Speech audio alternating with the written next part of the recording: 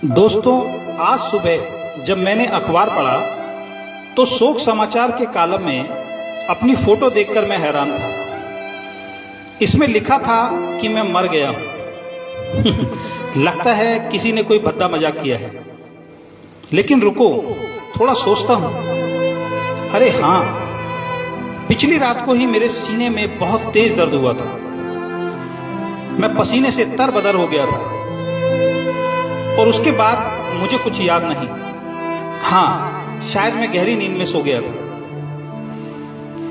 अरे सुबह के 8 बज गए हैं।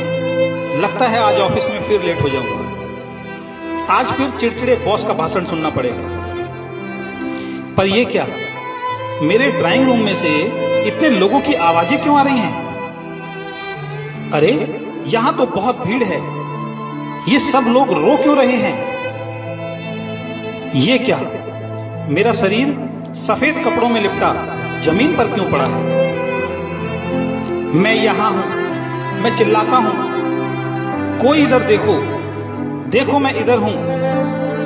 पर यह क्या, कोई ध्यान क्यों नहीं दे रहा? ना ही कोई मेरी आवाज सुन पा रहा है। हर कोई बस रोती हुई आंखों से मेरे शरीर को देख रहा है। मैं अपने कमरे में वापस आ जाता हूं। बाहर कोहराम मचा हुआ है।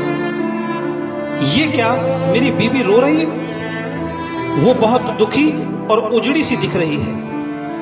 मेरे बेटे और बेटी भी रो रहे हैं। मेरी मां भी जोर जोर से रो रही है। लगता है मैं मर गया हूं। नहीं, मैं कैसे मर सकता हूं? अपनी बेटी और बेटे से यह कहे बगैर कि मैं उनसे बहुत प्यार करता हूं और मैं उनका बहुत ख्याल रखता हूं। मैं कैसे मर सकता हूं अपनी बीवी से यह कहे बगैर कि वो दुनिया की सबसे खूबसूरत और ख्याल रखने वाली बीवी है? कैसे मर सकता हूं मां बाप से यह कहे बगैर कि वो हैं तो मैं हूं?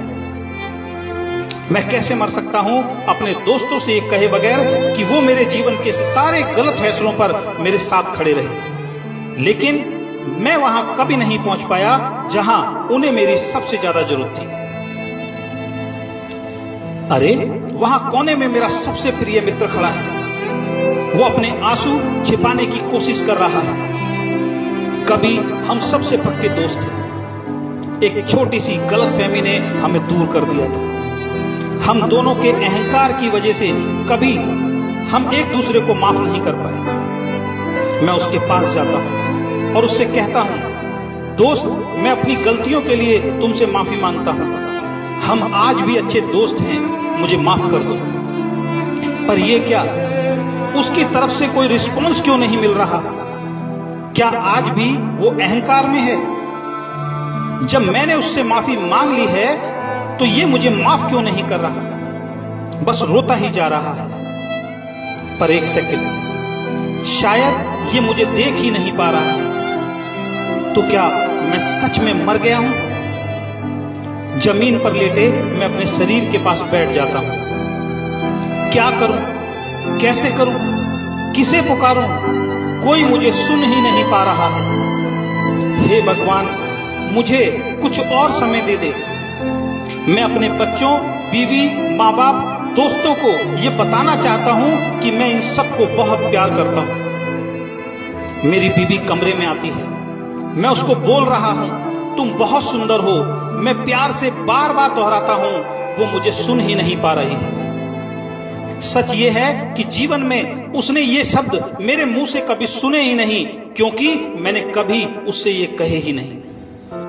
हे भगवान, मुझे थोड़े दिन और दे दे, केवल एक बार, क्योंकि मैं अपने बच्चों को कामयाब बनाना चाहता हूं। अपनी मां को मुस्कुराते हुए देखना चाहता हूं। अपने पिता को अपने ऊपर गर्व करवाना चाहता हूं।